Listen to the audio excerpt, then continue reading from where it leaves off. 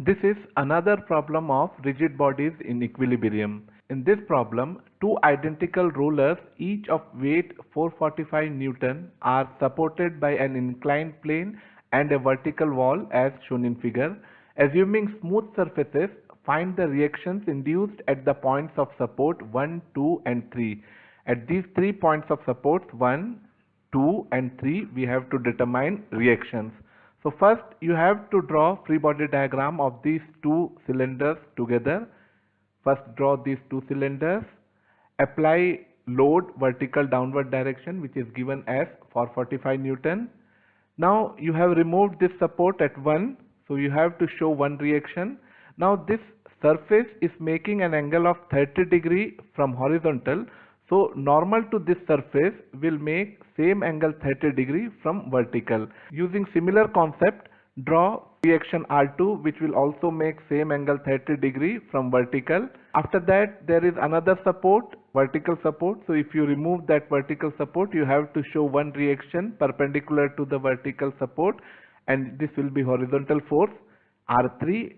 And you see this R2 and R3 both are passing through the center of this cylinder, and R1 is passing through center of this cylinder. You can see here we have 1, 2, 3, 4 and 5 forces, which all of which are not passing through a same point. Therefore this is a case of non-concurrent force system, and therefore you have three equations: sigma fx equal to 0, sigma fy equal to 0 and sigma m is equal to 0. From these three equations you can determine three unknown quantities. To apply sigma fx equal to 0 and sigma fy equal to 0, shift all these forces at a single point. So draw one plus sign. Now apply these two forces 445 both are acting vertical downward direction, so I have taken 445 plus 445, and then R1 and R2 both are acting at an angle of 30 degree from vertical y-axis, so this is 30 degrees, so I have taken R1 plus R2 together here, and then R3 which is acting towards positive x direction. Now apply sigma fx equal to 0. If you apply in x direction, there is one force R3 and a component of R1 plus R2. So x component of R1 plus R2 will be this one, and this value will be R1 plus R2 sine 30, because angle is making from y axis, so x component will be sine 30. So for fx equal to 0 equation will become R3 positive direction minus R1 plus R2 sine 30 is equal to 0. From this equation you will get R3 is equal to R1 plus R2 sine 30. Now apply sigma fy is equal to 0. In this equation you have weight vertical downward direction in negative y direction and component of R1 plus R2. So component of R1 plus R2 will be this one up in upward direction, and value of this will be R1 plus R2 cos 30, because it is making angle 30 degree from y axis, so this will be cos 30. Write this equation, it will look like R1 plus R2 cos 30 minus 890 is equal to 0. If you simplify this, you will get R1 plus R2 is equal to 1027.68. Put value of R1 plus R2 in this equation, you will get R3 is equal to 1027.68 sine 30, and if you solve this, you are getting R3 as 513.84 Newton. Now you have to apply third equation, that is sigma m is equal to 0.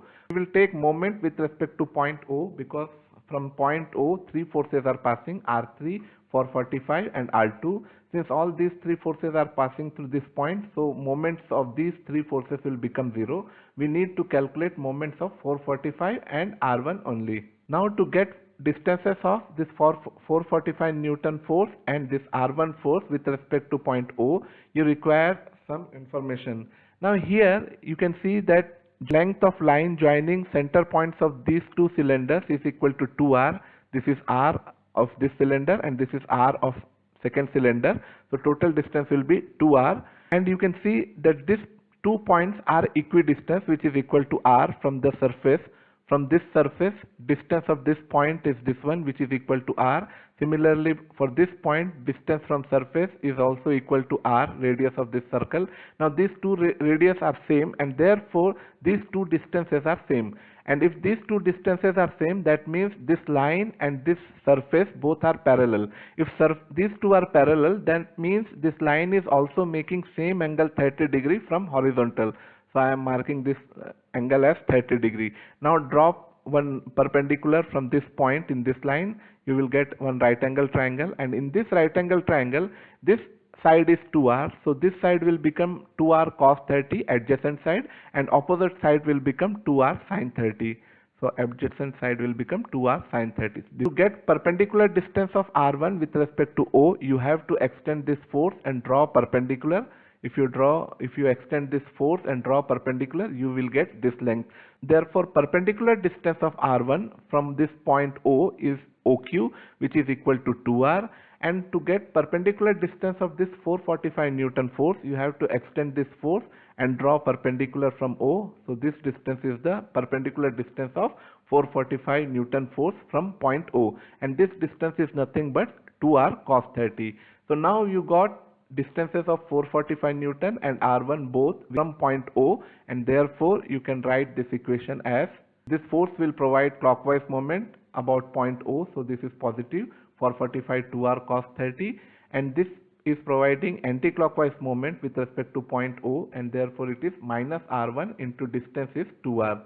If you solve this, you will get r1 as 445 cos 30 or equal to 285.38 Newton. Now once you get this value of r1, put this value of r1 here in this equation. So r1 285.38 plus r2 is equal to 1027.68. Now when you solve this, you will get value of r2 as 742.3 Newton.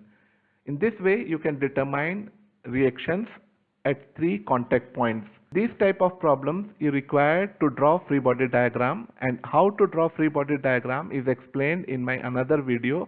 Its link is provided in the comment box. Thank you for watching this video.